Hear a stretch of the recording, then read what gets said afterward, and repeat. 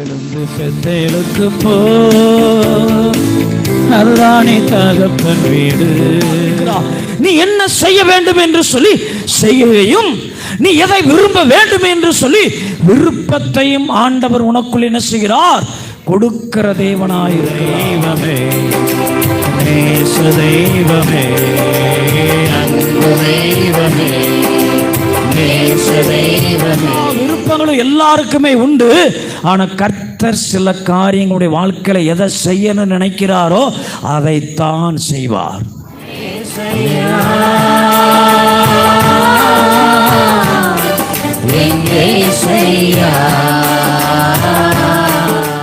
உங்கள் வாழ்க்கையில தேவனுடைய சித்தம் இருக்கிறதா? தேவன் அதை விரும்புகிறாரா? தேவனுடைய விருப்பம் நமக்குள்ள இருக்கிறதா என்பதை தெரிந்து கொண்டு ஒன்றை நீங்கள் விரும்பி ஆண்டவரிடத்தில் கேட்டுக்கொண்டால் பெரியவர். எத்தனை பேர் சொல்றீங்க? வாயை திறந்து சொல்லுங்க, என்னோடு இருப்பவர் பெரியவர்.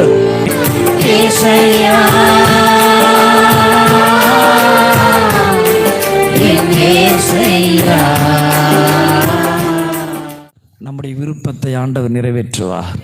அல்லேலூயா.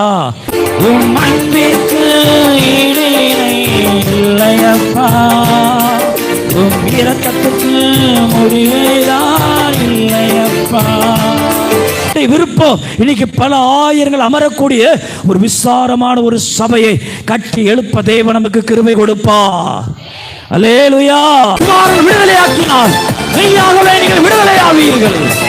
இந்த நேரத்தில் கர்த்தருடைய ஆவியானவர் நமக்கிலே அவர் அசைவாடி கொண்டிருக்கிறார். உன் மனசுக்குள்ள ஒரு விருப்பம் வருகிறது. இந்த விருப்பம் இது தேவன் நமக்கு கொடுத்திருக்கிற விருப்பமா? இதை முதலாவது என்ன செய்யணும்? கன்ஃபார்ம் பண்ணணும், தெரிஞ்சுக்கிடணும்.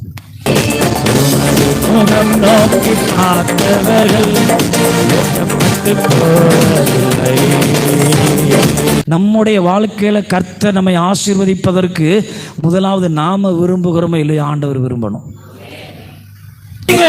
ஆண்டவரே, எனக்கு நல்ல வாலிப பிராயத்தை கொடுத்திருக்கிறீங்க, உமக்காக வாழும்படியாக.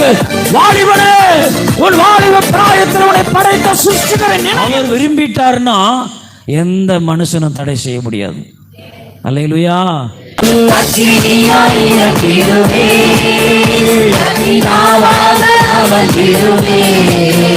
இல்லாத ஐஸ்வர்யத்தையும் சம்பத்தையும் கணத்தையும் உனக்கு தருவேன் என்றார். நல்ல கையை தட்டி ஆண்டவரை மகிமைப்படுத்துங்க.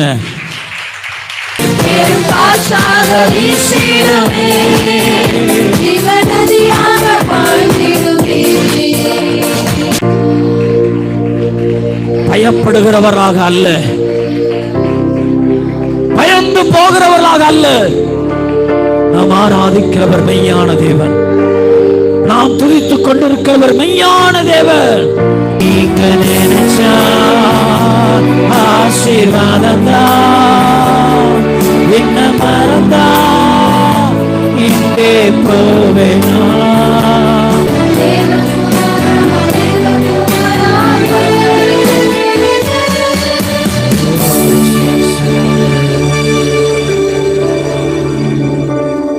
மீதம் எடுக்க செய்வீராக. கடன் வாங்காதபடி குறைவைகளெல்லாம் நிறைவாக மாற்றி உம்மை நம்பி விசுவாசத்தில் நிலைத்திருந்து சகல தேவைகளையும் சந்தித்து ஆண்டவரை பிள்ளைகள் வாழ்க்கையில நீர் ஆண்டவரை வழிநடத்தும்படியாக ஜெபிக்கிறேன்.